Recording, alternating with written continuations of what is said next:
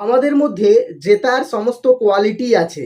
আমরা যদি চেষ্টা করি তাহলে আমরা সফলতাকে অর্জন করতে পারি। আমরা যদি চেষ্টা করি সমাজের যে কোনো প্রতিষ্ঠানে নিজেদেরকে প্রতিষ্ঠিত করতে পারি। কিন্তু আমাদের মনের মধ্যে কোথাও না কোথাও হেরে যাওয়ার ভয়টা কিন্তু থেকেই আছে। ঠিক একই রকম যখন কোনো একটা চাকরির পরীক্ষার ভ্যাকেন্সি বের হয় এবং সেখানে লেখা থাকে যে সীমিত কয়েকজন ক্যান্ডিডেটসকে নেওয়া হবে, তখন কিছু কিছু ছাত্রছাত্রীরা এই ধারণা করে নেয় যে আমি সেখানে পাবো না। কিন্তু ভাবতে হবে যদি 10 জন ক্যান্ডিডেট নেওয়া হয় তাহলে 10 জনের মধ্যে আপনি 6 জন বা 3 জনে থাকবেন। ওই 10 জনের মধ্যে তো তোমাকেও নিজেকেও সামিল করতে হবে। কিন্তু বেশিরভাগ ছেলেমেয়েরা এটাই করে না। তারা এই ভয়েই পিছিয়ে আসে যে মাত্র 10 জন ক্যান্ডিডেট নেওয়া হবে আর আমি সেখানে স্থান পাবো না। এই যে আপনি নিজের ভেতর থেকে হেরে গেছেন, তার ফলে আপনি আর প্রিপারেশন শুরু করতে পারছেন না।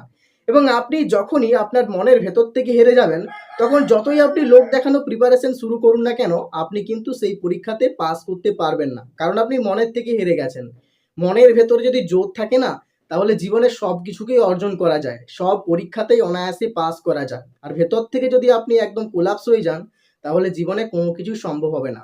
তাই যে কোনো পরীক্ষাতেই বা সমস্যা যতই কঠিন হোক না কেন, কখনোই ভয় পাবে না। কখনোই ভেতর থেকে ভেঙে পড়বে না।